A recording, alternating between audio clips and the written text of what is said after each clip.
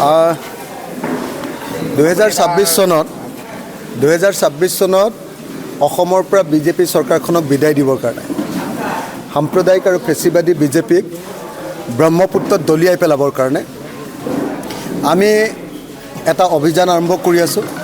সেইকাৰণে 2024 চনৰ 26 অক্টোবৰ তাৰিখৰ পৰা মই ঘৰৰ পৰা ওলাইছোঁ আৰু সেইদিনৰ পৰা 2026 চনলৈকে যিদিনালৈকে বিধানসভা নিৰ্বাচন নহয় সেইদিনালৈকে গোটেই অসম ঘূৰি ফুৰাৰ সিদ্ধান্ত লৈছোঁ।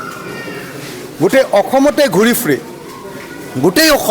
ফুৰি আমি গোটেই অসমবাসীক সন্মিলিত কৰিব খুজিছোঁ, ঐক্যবদ্ধ কৰিব খুজিছোঁ আৰু সাম্প্ৰদায়িক বিজেপি যি গোটেই বস্তুৰ দাম বঢ়াই অসমৰ মানুহক চলিব নোৱাৰা কৰি দিছে সেই বিজেপিক 2026 চনৰ বিধানসভা নিৰ্বাচনক হৰুৱাবৰ কাৰণে আমি পল লৈছোঁ।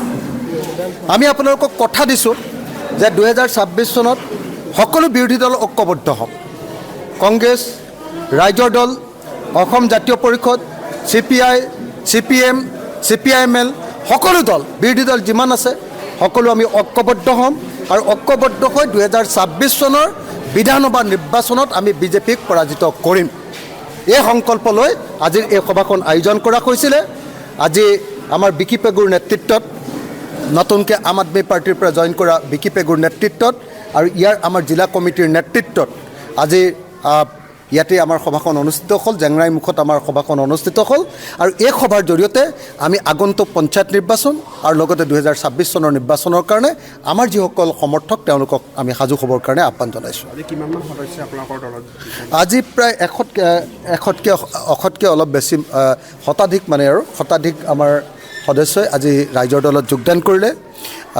আমাৰ বিকি পেগুৰ নেতৃত্বতে সেই যোগদান কাৰ্যসূচী সমাপন হৈছে। গতিকে মই ভাবোঁ যে এতিয়া মাজুলীটো এইবাৰ আমি হয় কংগ্ৰেছ দলৰ পৰা নহ'লে বা ৰাইজৰ দলৰ তৰফৰ পৰা আমি সন্মিলিত ঐক্যমঞ্চৰ প্ৰাৰ্থী ইয়াতে খাৰা কৰিম, থিয় কৰিম আৰু যিকোনো প্ৰকাৰে ইয়াৰ একেবাৰে নিমাতী কইনা যিজন বিধায়ক, মুখেৰে মাত মাতিব নোৱাৰা যিজন বিধায়ক, সেই বিধায়কজনক আমি বিদায় দিব লাগিব। তেখেতে এটাও শব্দ বিধানসভাত ক'ব নোৱাৰে, তেখেতে এটাও মাজুলীৰ কথা বিধানসভাত নকয়, খালি তাত টোপনি মাৰিবলৈ যায়, বেলেগ একো কৰি নাথাকে।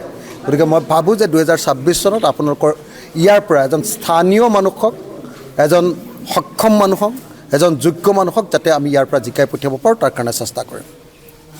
হ'ব। যিকোনো খবৰৰ বাবে যোগাযোগ কৰক 7099017330 লগতে 7099017110 নম্বৰত।